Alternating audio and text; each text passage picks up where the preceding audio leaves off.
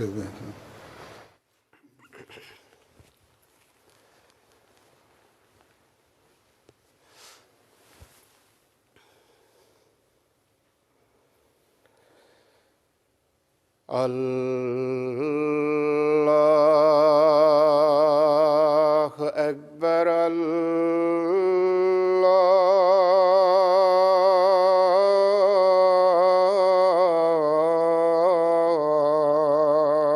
أكبر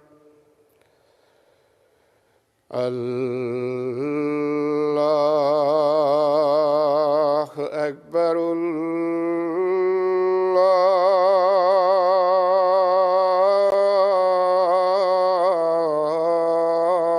الله أكبر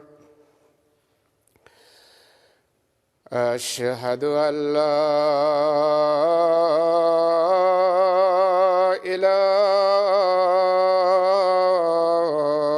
إله إلا الله أشهد أن لا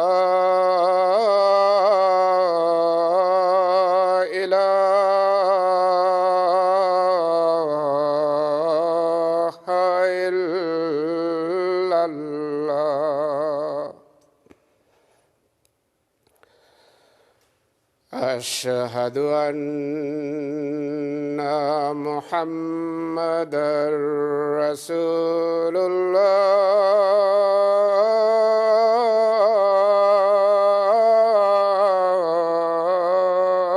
الله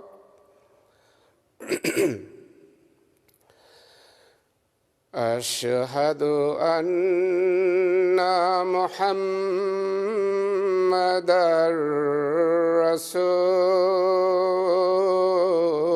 رسول الله حي على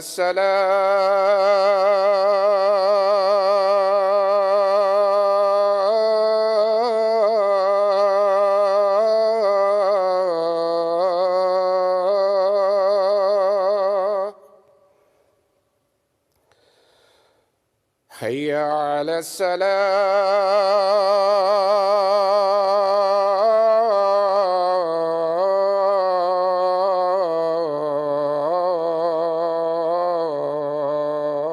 السلام حي على الفلاح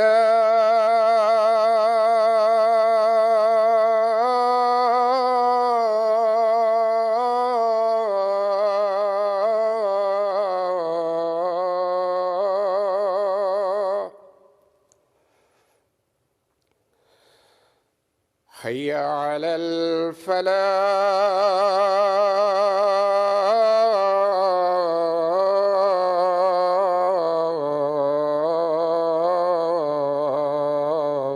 الفلاح الله أكبر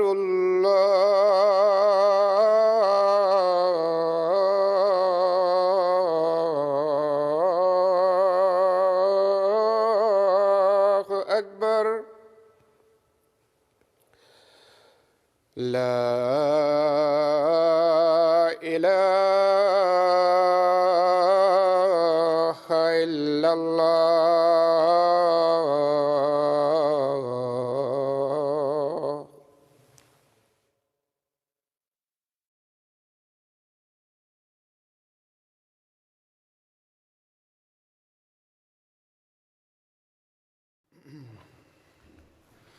السلام عليكم ورحمة الله.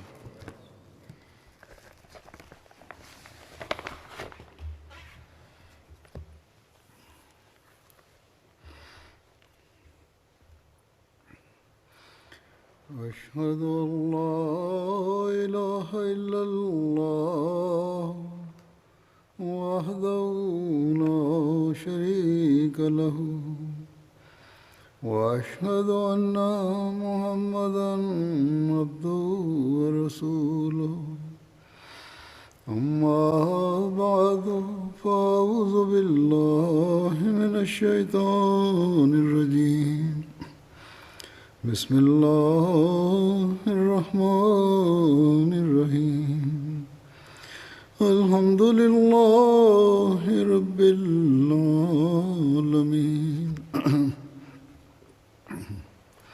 الرحمن الرحيم مالك يوم الدين إياك نعبد وإياك نستعين اهدنا الصراط المستقيم صراط الذين أنعمت عليهم غير المغضوب عليهم ولا الضالين.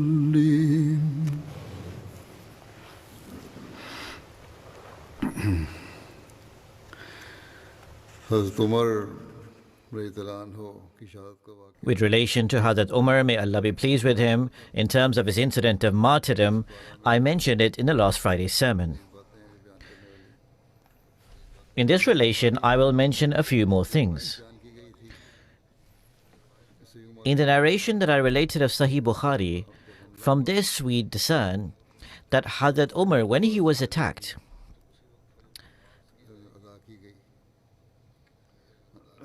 the Fajr morning prayer was performed at that time.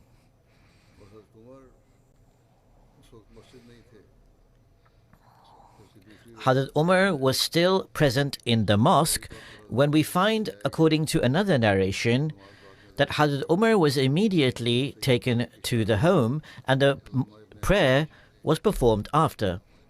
As Allama ibn Hajar in the footnote of Sahih Bukhari has also cited another narration in this connection.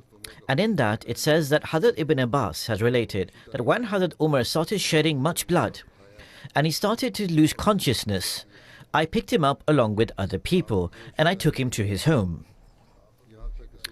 He remained in a state of unconsciousness to the extent that the dawn broke out. When he regained consciousness, he looked towards us and he stated, "Have people offered the prayer?" I responded that yes, they have.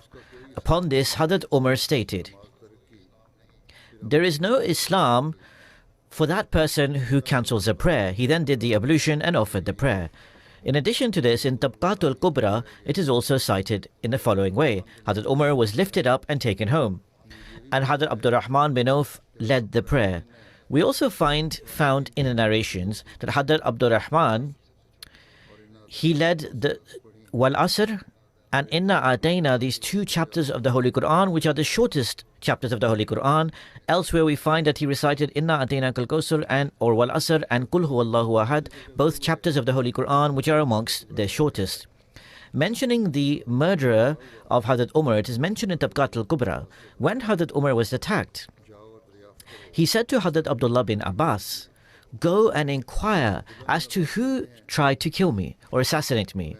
Hazrat Abdullah bin Abbas has stated that I left and I opened the door of my home. There I found people gathered together.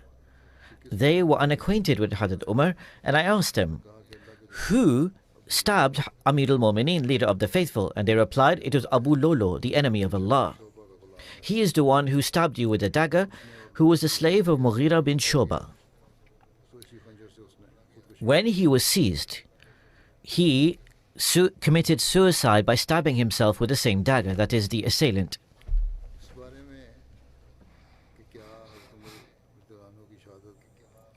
With relation to whether Hazrat Umar's martyrdom was a conspiracy or it was just an isolated incident of this attacker, later historians have also written that the martyrdom of Hazrat Umar was not only based on a personal conspiracy but on a wider conspiracy.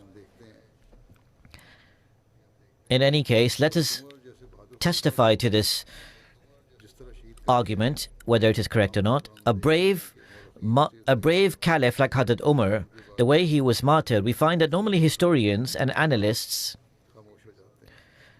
after mentioning the details of the martyrdom, remain silent and do not give further details. And we can ascertain from this that Abu Lola Feroz, the attacker, who it seemed like he made an isolated attempt on the life of the Caliph out of rage.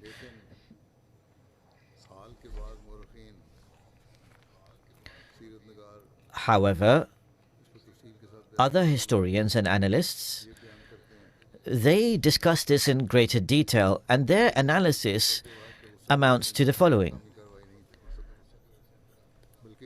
that this was not an isolated incident of rage against the Caliph, but a wider conspiracy that was conducted. And this was a premeditated attack based on a conspiracy that was hatched, and Hadad Umar was attacked. And a well-known Persian general, Harmazan, who seemed to be a Muslim on the surface and lived in Medina, was a part of this conspiracy and scheme. The present day's historians have complained against the previous historians that why have they not given a detailed discussion upon this important incident in history, and why did they not come to the conclusion that it was a conspiracy? Although an important book of history, Al-Bidayah wal-Nihaya, what we find in it is Hormazan and others, there is suspicion that they had a hand in the attack against the Caliph. This is what is mentioned in this older book of history.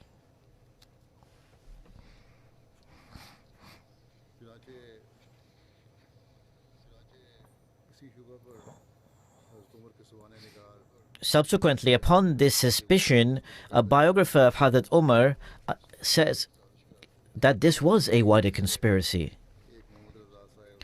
Amongst these very writers, Muhammad Raza Sahib, in his book, The Biography of Umar Farooq, says Hadad Umar would not allow any mature slave to come into Medina, or mature prisoner. Mughira bin Sheba, a governor of Kufa, wrote to the Caliph, said, I have a slave who is of older age, and I request permission for him to enter and stay in Medina. Mughira bin Shaba also said the following, that there are more pros than cons as to allowing him to come. He is skilled in many tasks. Hadad Umar wrote a letter in reply to Mughira, and he gave him permission to enter Medina. Hadad Mughira gave a tax of 100 dirhams upon him, and he came before Hadad Umar. And he also complained about the tax being too burdensome. Hadad Umar said, who are you? Or which task can you perform excellently? The servant or slave replied, said that he had expertise on such and such tasks, to which Hadad Umar said, according to the expertise of your tasks, the tax placed upon you is not excessive. The slave, in anger, replied. That same slave, after a few days, passed by Hadad Umar.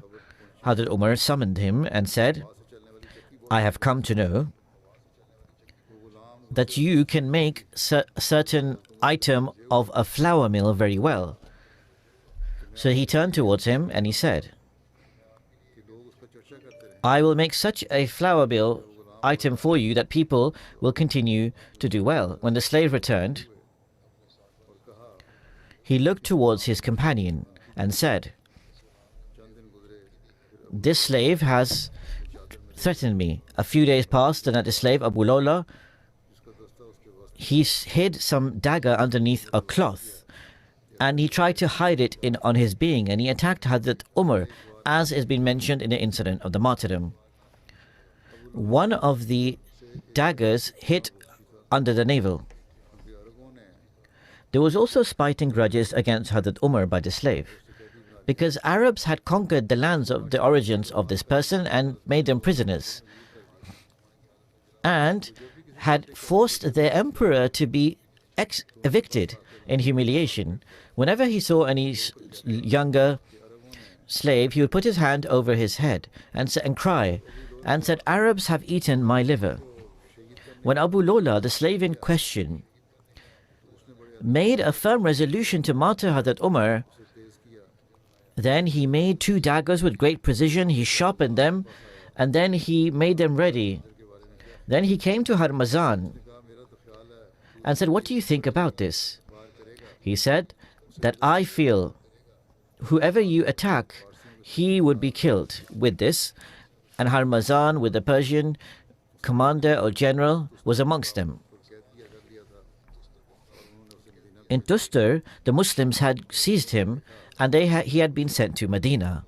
When he saw Hazrat Umar, he inquired, "Where is his guardian?" As I have said before. The companions, may Allah be pleased with them, said, "He has no secretary, nor any other person." To which he replied that he should be a prophet. Then he became a Muslim.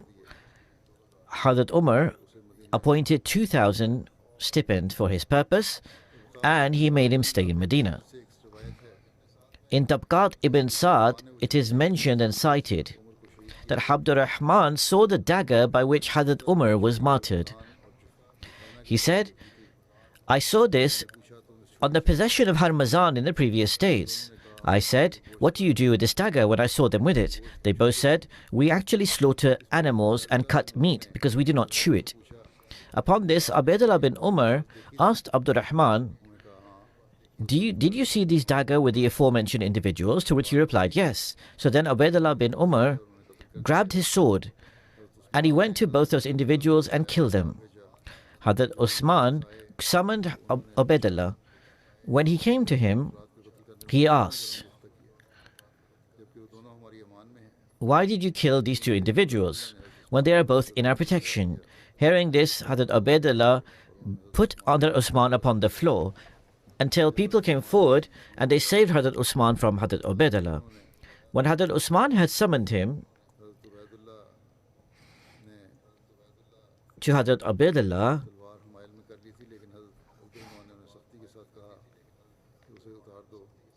Hazrat Abdur Rahman had said to him that leave Hazrat Usman, and then he left him.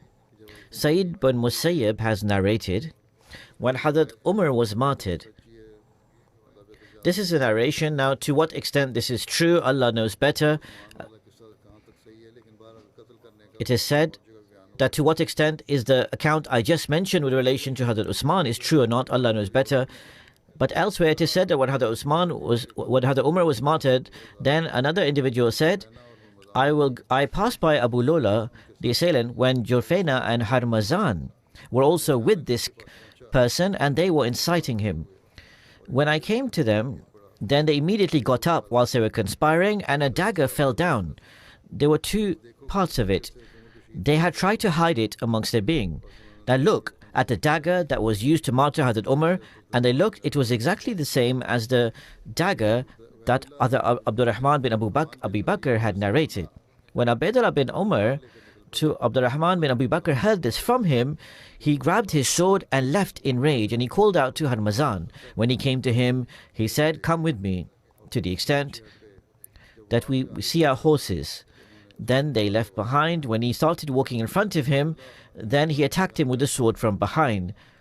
Hazrat Abdullah bin Umar has narrated, when he heard the sword, he said, "La ilaha illallah, there is none worthy of worship except Allah." Hazrat Ubaidullah said, "I called out to Jufena." He was a Nasrani and a helper of Sa'd bin Abi Waqas, or a Christian, and he had been sent for a certain purpose. In Medina, he used to teach different things. When I hit him with the dagger or the sword, he made a sign of the cross. Then Ubaidullah lurched forward and he attacked the daughter of Abu Lola, who had declared that she was a Muslim. Hazrat Abdullah had intended that today he would not let any slave to be or prisoner to be alive in Medina. The Muhajirin, the migrants, went around him and surrounded him and threatened him, and he replied that I will certainly kill them. And he did not even agree to Muhajirin. When Amr bin As insistently persisted and tried to convince him, then finally he gave the sword to Hazrat Amr bin As. Then Sa'd bin Abi Waqas came to him, and they both grabbed each other the head on their forehead. Then to Harmazan and Jufena and Abu Lola and his daughter, he had killed them by this time.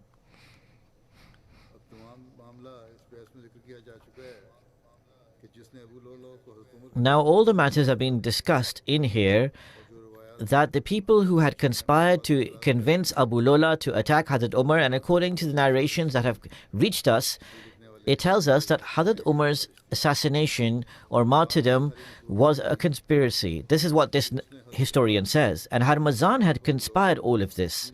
And he had decided to convince and incite Abu Lola, who was already spiteful against Hazrat Umar, to be further spiteful against him. They were both Ajmi or non-Arabs, and when Harmazan was seized as a prisoner and sent to Medina, he, thinking of this threat, had accepted Islam, thinking that the Caliph would kill him otherwise. Tabqat ibn Sa'd has mentioned that Abdurrahman bin Auf had noticed the dagger by which Hazrat Umar was martyred.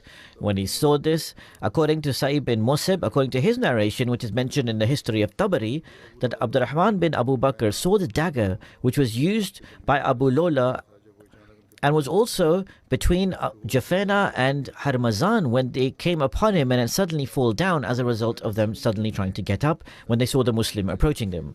Hazrat Ubaidullah bin Umar heard from Abdurrahman bin Abu Bakr. When he heard this, he immediately came and he killed those individuals who he thought were conspiring. In fact, he was not satisfied with this, but in fact, out of rage, he even killed the daughter of Abu Lola, the slave. The dagger by which Abdurrahman bin Abu Bakr had informed them of was the same dagger by which Hazrat Umar was martyred. If Hazrat Ubaidullah bin Umar and Harmazan and Jafena had not been hasty in killing them, then it was possible that Harmazan and Jafela, they would be called for investigation, and perhaps this conspiracy would have been subdued. Now, if all of these matters were taken into account, we can see as clear as daylight that this was certainly a conspiracy. And this conspiracy came into practical implementation, and Hazrat Abu Bakr Umar was martyred, and it was done by Abu Lola. So this is according to the historian who believes it was a conspiracy. Another historian, Dr. Muhammad Hussain Haikal, he writes in his book that the incident came to pass as follows. When the Muslims conquered over the Persians and the Byzantines, then as much as they came into governance and the emperor of Persia and Iran, he was forced to be evicted after being defeated. Since that time, the Persians, the Jews, and the Christians, generally in their heart, conspired against the Muslims, but also had sentiments of spite and rage, in particular against Hazrat Umar. People amongst their discussions and conversations would often express this spite against Hazrat Umar. They also remembered Hazrat Umar, who after coming to know that Abu Lola is a Persian, when he came to say that Hazrat Umar, after he was attacked, said, "I used to forbid you that do not allow any person who is not a Muslim to come into the city, but you guys did not listen to what I said." In Medina, these non-Arab Muslims were very rare and few to find. They were few in number. However, they were a community, and their hearts were filled with revenge, and their hearts and minds were filled with wanting to get retribution. And perhaps they did do a conspiracy, and Abu Lola's action was perhaps a result of the wider conspiracy, which was a net that was laid by these enemies of Islam and hypocrites, and regarding which they were thinking that this is how they can break apart the unity and singularity of the Muslims and the Arabs. The sons of Hazrat Umar were most of all anxious about the reality. They could have reached a situation if Abu Lola had not committed suicide. But Abu Lola, the attacker, had committed suicide, and he took his being with him to the grave, and so they could not find out the true way of what was in his mind. So this historian continues, the one who is in favor that this was a conspiracy, the other said no. But in fact, the law of the heavens and the earth wanted to know that people could be guided towards this conspiracy. Hazrat Abdurrahman bin Auf, when he saw the dagger that was used by which Hazrat Umar was martyred, he said, "I saw this same dagger yesterday between Harmazan and Jafar, and I had inquired that what are you going to do with this dagger? And they said, we are just going to cut meat, because we do not touch meat with our hands." Abdurrahman bin Abi Bakr responded, I passed Abu Lul, and Jafena and Harmazan were with him at the time, and they were speaking in hushed tones. As soon as I reached them, they scattered, and a dagger fell between them. And this had two parts of it, and there was a handle.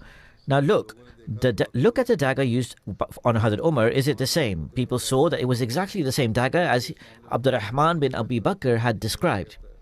So therefore, no doubt remained, that is, the historian says, who writes this, there is no doubt whatsoever remaining, that both of the individuals are true witnesses. But in fact, if amongst the Muslims, they were the greatest and most honest witnesses, and they were saying that the dagger used to martyr Hadrat Umar was also with Harmazan and Jafar.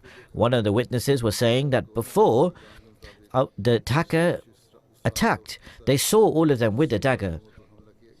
And this is on that same night when the next morning Hadrat Umar was attacked. Now after this, can any person say that there's any doubt that the leader of the faithful was not killed based on a conspiracy when these three people are the protagonists?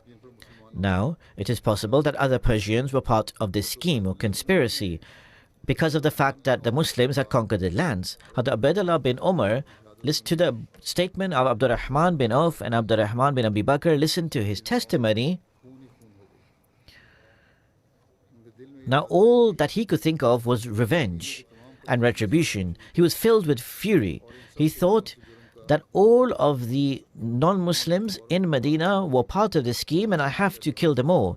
So he grabbed his sword immediately and he went to Harmazan and Jafar and killed them. According to the narration, he called out to Harmazan, and when he came out, he said to him, "Now come with me. Now let us go see our horses." Himself, he went behind him. When he came in front of him, he attacked him with a sword. When the Persian felt the sword, he said, "There is none worthy of worship except Allah," and he died right there. It is said in narration that Ubaidullah bin Umar said, that is a son of Hazrat Umar, "Then I called Jafena. He was a Christian of a certain place and was also a half-brother of Sa'd bin Abi Waqqas, by way of them suckling together.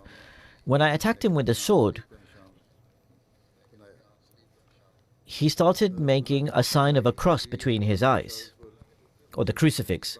Hazrat Abdullah's other brother also was not less furious as a result of the dying on martyrdom of Hazrat Umar. Hazrat Hafsa was the most of all upset, mother of the believers. Now they were not allowed to do this by law of the land, because no individual is permitted to take the law in their own hands and take retribution based on their personal vengeance. When the matter or the verdict, when is according to the Holy Prophet or after him, to the Khulafa, the Caliphs, may Allah be pleased with them, they had to decide. Now these individual decisions, the Caliphs would decide, or the law should decide, not any individual, according to Islam.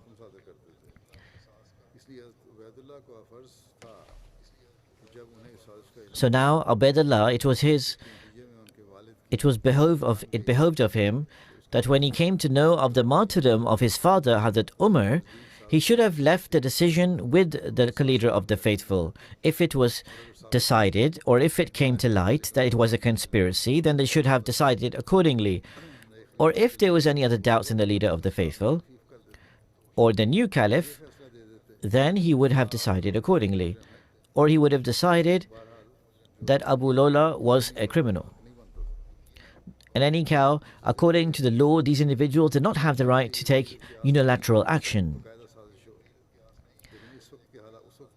Now, there is a great possibility that the martyrdom was a conspiracy. However, the situation and circumstances of the time was that Hazrat Umar could not immediately investigate, or whatever were the circumstances, the early historians are silent. Now, the historians of the present time are discussing things well after, and there is some weight in what they are saying, because this group of conspirators, we find that it kept on culminating to the fact that Hazrat Usman was also a victim of a conspiracy, And we came to see that to halt the progress of Islam and greater victory and to light the flame of retribution, Hadrat Umar was martyred. Allah knows best. In Sahih Muslim, the narration is found that Hadrat Ibn Umar has narrated that when my father was attacked, I was present with him. People praised him and said, "May Allah give you the best reward." Hadrat Umar responded, "I am one who is also one who can be fearful." And then someone said, "You should appoint the caliph." He responded, "Should I take your burden in this life and in the next life? I want there to be an equal share. I do not want to be seized, nor do I want to appoint a person after." That is, Hadrat Abu Bakr was made before me, but he was better than me. If I leave you without making a successor,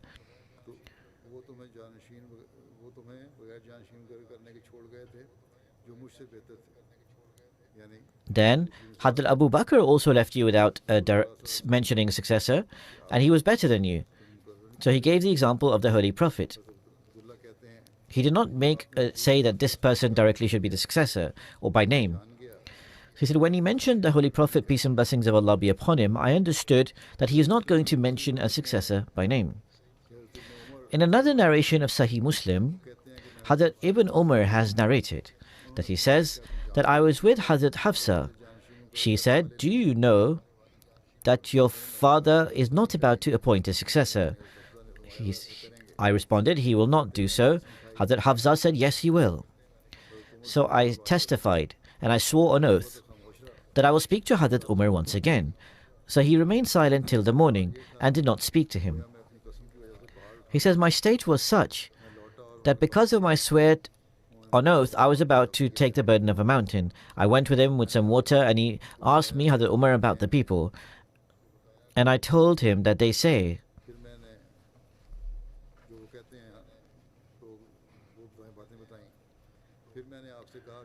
I started telling what the people were speaking about. Then I said, I heard the people saying something.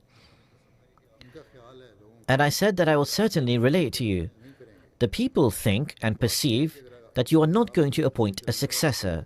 The fact of the matter is, if anyone is going to cultivate the land or graze the animals, and then you don't appoint somebody after, the animals will go to waste or the land will go to waste. But the people are more valuable than animals or land, so it is necessary for you to appoint a successor. Hazrat Umar agreed with what I said, and for some time he stooped his neck, and then he looked up and looked towards me attentively and said, Allah is the greatest. Allah will safeguard his religion. If I do not make someone the caliph or successor, then the Holy Prophet did not make someone a caliph by name. And if I appoint someone as the caliph, then Hadrat Abu Bakr made someone a caliph.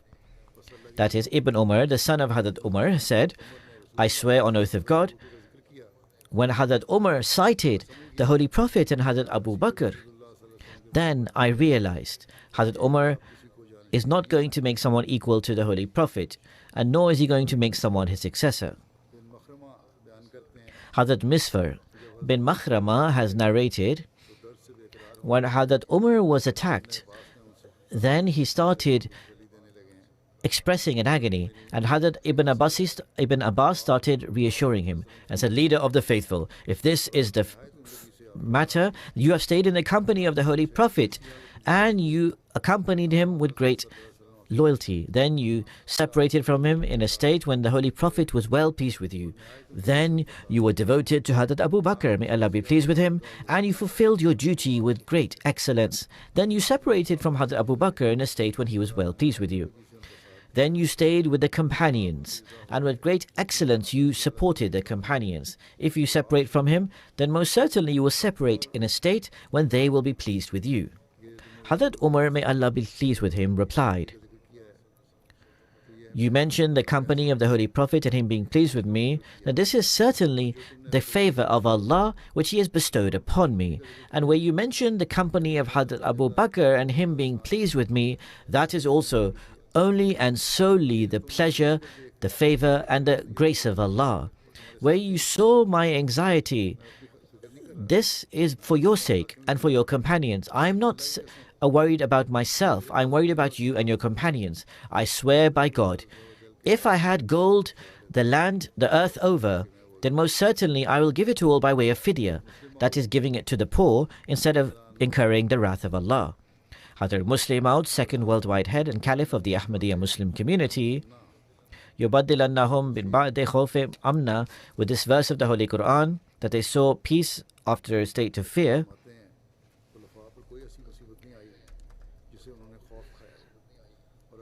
That the caliphs did not see any tribulation with which they saw fear.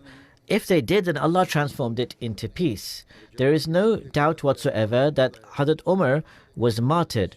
But when we see the state of affairs, we saw that Hadad Umar was not fearful of this shahadat or martyrdom. Instead, he would constantly pray that, "Oh Allah, grant me martyrdom and grant me martyrdom in Medina." So therefore, that person who for his whole life would supplicate for the sake of shahadat or martyrdom and say, "Ya Allah, oh God, grant me martyrdom," then how can we say that when he was actually martyred, it was a time of fear? And it was not transformed from fear to peace. Most certainly, if Hadad Umar was terrified of martyrdom and then he was martyred, we could say that Allah had not transformed his fear into peace. But he would constantly pray throughout his life that, "Oh God, grant me martyrdom in Medina." So it proves through his martyrdom that he was not fearful. And when he was not fearful, in fact, he would repeatedly pray for him to be martyred, which Allah accepted it. It understands that under this verse, he had no fear, with which he actually felt in his heart. And as I have said in this verse, this is what is mentioned, that the caliphs, the successors, whatever they fear from can never be manifested, in the sense that Allah always transforms their fear into peace. But when they do not even fear in the first place, in fact, they considered it a mark of dignity. To say that that was fear and why it was not transformed into peace is a meaningless argument. This is a point that needs to be understood. Hadad Muslim Maud says that when I read this prayer of Hadad Umar, I thought in my heart that this probably meant that the attackers, enemies would come and attack Medina to such intensity that all Muslims would be destroyed, because only then could they actually reach to Hadad Umar and then martyr him. But Allah accepted the prayer of Hadad Umar and also provided such means by which Islam's honor was still established and maintained and upheld. So instead of any external force attacking Medina, from within Medina, an abomination attacked Hadad Umar with the dagger. With relation to the freeing of slaves, mentioning the Islamic practices, Hadad Muslim Maud, about the martyrdom of Hadad Umar and the causes of it, he says, first of all, the command was given that you free slaves without any recompense. Then it was said that if this is not possible, then you should appoint a certain amount and free them.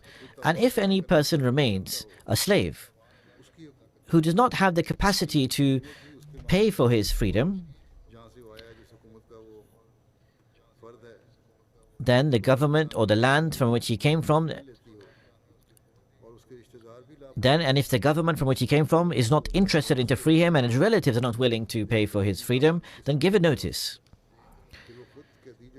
And he can give it in installments or otherwise. In this state, where until in terms of his earning, he can leave, all the earnings will be him, and practically speaking, he will be free. He will be practically free. That is, whatever he earns, he will give some amount by way of percentage for his freedom, and the remaining amount will be his. And this will be his freedom.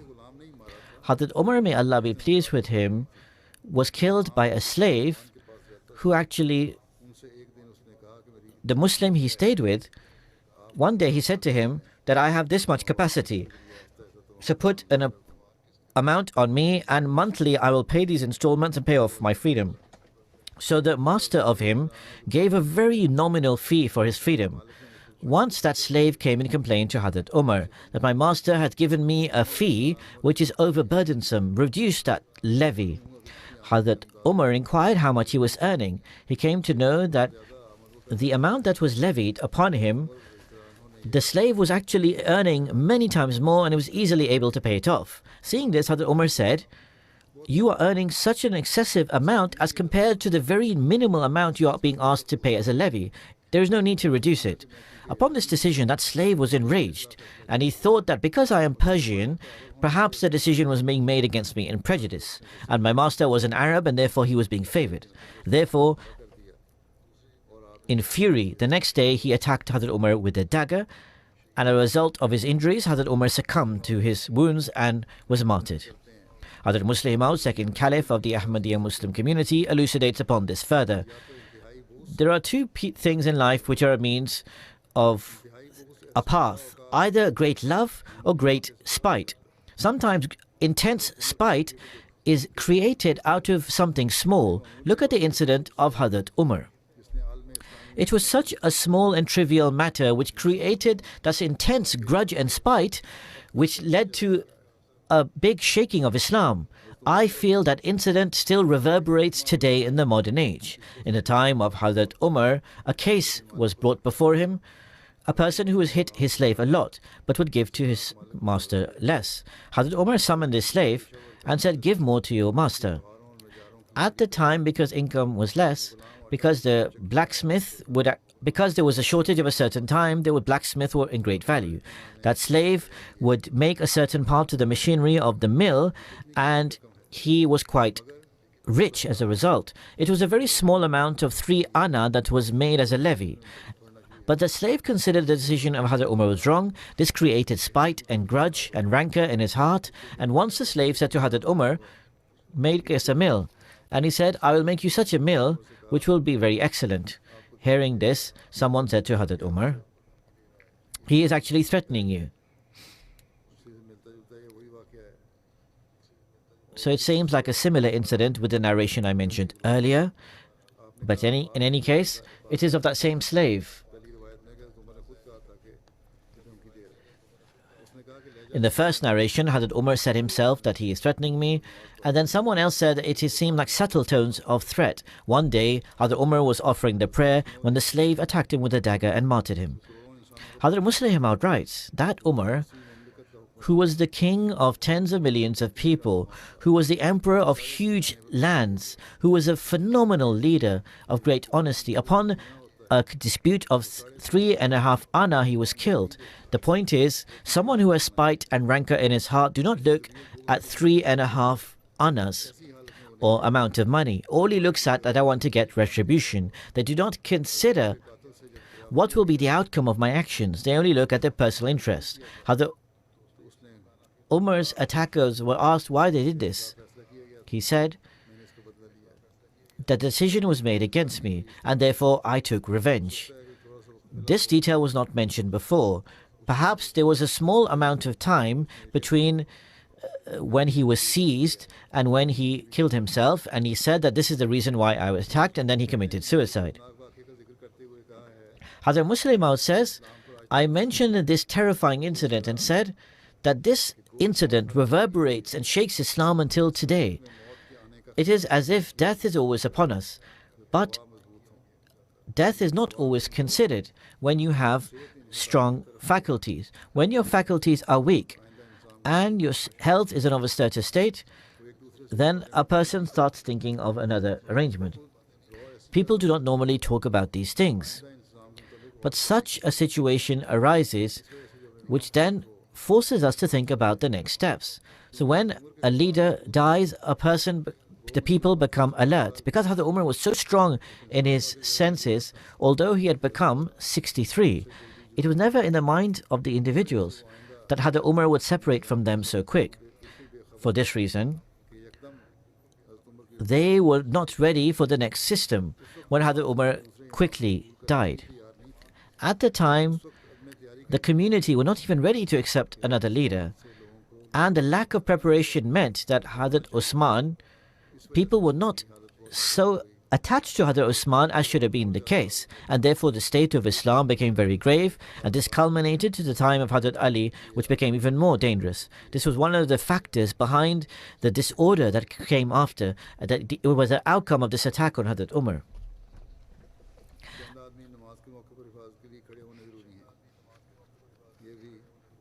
It is necessary at the time of disorder for a few people to be in guarding at the time of prayer. This is what Hadrat Muslim Maud said, that in the time of disorder there should be a few people in the mosque as guards. And he mentions this in light of the attack on Hadrat Umar. He says, there is a clear command of the Holy Quran that for the protection, half of the Muslims should be in protection even in the time of war, when this is necessary for the protection of the community. But from this we can interpret also that if a few people at the time of prayer, in a time of disorder, for protection, this is not a matter of objection, because it's actually necessary to implement. He says, if at the time of war 500 are made in protection, half out of 1,000. So if in a time of great disorder, can 5 or 10 not be stood for guarding? To say that this is not correct is wrong. What happened to Hadrat Umar? He was leading the prayer. The Muslims were also there in protection. When a person thought this was an ideal time for attack, he surged forward and attacked Hadrat Umar with a dagger. If after this any person says that at the time of prayer to guard a person is against dignity or against the principles and dignity of prayer, then this is only a means of one's own ruin. The example of this is like an unintelligent person who comes into a battle, is attacked by an arrow, he sheds blood, he leaves the battlefield, and as he is shedding blood, he says, "Oh God, this is only a dream. Let this not be true that an arrow has attacked me." We also come to know from history that on one occasion the companions did not make preparations for their protection and they had to face great difficulties. So Hadrat Amr bin As went for the conquest of Egypt and he took over the land. After this, when he would lead the prayer, he did not make arrangements for guards. When the enemies observed this, that the Muslims were all praying and they were negligent to any attack, they sent a few hundred people at such a time to ambush when the Muslims were in prostration. And they started decapitating the Muslims when they were in prostration. We learn from history that hundreds of companions were killed or injured. One by one, they would fell on the floor or die or be attacked. And the person next door to him in prostration would not even know what happened, and there was great damage upon the army. When Hadrat Umar came to know, he scolded them and said, "Did you not know that you should have protection and guards?" But what did they know? That even in Medina, what did Hadrat Umar know? That even in Medina, this was about to happen to him. After this, the companions started making arrangements. Whenever there was prayer, they always had guards on duty. With relation to the loan of Hadrat Umar, I mentioned this already.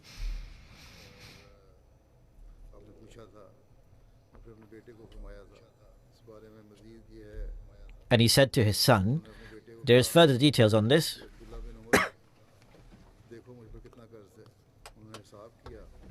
Abdullah bin Umar, look at how much loan I owe. He accounted and found that he owed 36,000 dirhams. He said, Abdullah, if the family of Umar is enough to pay it off from them. If their value is not enough, then go to Bani Adi bin Ka'b.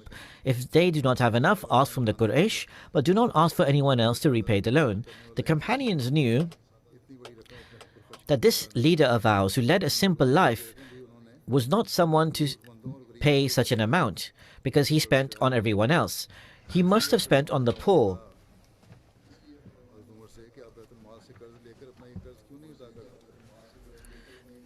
So someone asked him, why do you not pay back from the central treasury? Hadrat Umar said, God forbid. Do you want that you and your companions want to say after me that we left our amount for Hadrat Umar? Now, you will reassure me now that you are okay to do with this, but after you might change your mind and this might not be the means of my salvation. Then Hadrat Umar to his son Abdullah bin Umar said, fulfill the responsibility of repaying my loan, and so he fulfilled the responsibility of his debt. Hazrat Umar had not yet been buried when his son, to the members of the consultative body, made him a guarantor, that he took the responsibility of paying off the debt or the loan. And after the burial of Hazrat Umar, Friday had not yet arrived or passed, when Abdullah bin Umar, the son of Hazrat Umar, took the amount and went to Hazrat Umar. The amount after, with a few witnesses, he repaid the debt of his father. There is another narration in terms of the discharging of his debt in another book of history. Hazrat Ibn Umar has narrated, when the time arrived for the death of Hazrat Umar, he had a loan to repay. To Hazrat Abdullah and Hazrat Hafza, he called them and said, "From the wealth of God, I have a debt, and I want to meet God in a state where I have no debt left. Therefore, sell such and such property to pay back the house," that is where they lived. "If any amount remains outstanding, go to the Banu Adi and ask for them to help. If any amount is left outstanding, go to the Quraysh, but no one else after this." Abdullah bin Umar, after Hazrat Umar passed away, came to Hazrat Muawiyah, and Hazrat Muawiyah purchased the home of Hazrat Umar, which was called Darul Qaza. He sold this house and he repaid the outstanding amount due. This is why it started to be called Darul Qaza, that house through which Hazrat Umar's outstanding amount of loan was repaid. I will continue to mention this, God willing, in future, the mention of Hazrat Umar.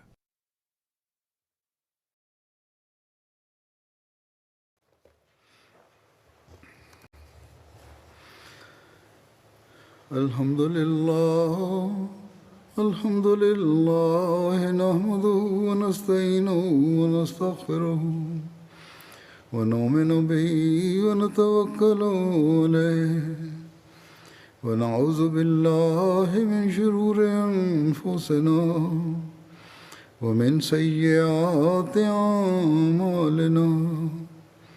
Man yahdihillahu fala mudilla lahu ومن يضلل فلا هادي له ونشهد أن لا إله إلا الله ونشهد أن محمدا عبده ورسوله عباد الله رحمكم الله إن الله يأمر بالعدل والإحسان وإيتاء ذي القربى وينهى عن الفحشاء والمنكر والبغي يعظكم لعلكم تذكرون اذكروا الله يذكركم وادعوه يستجب لكم ولذكر الله أكبر.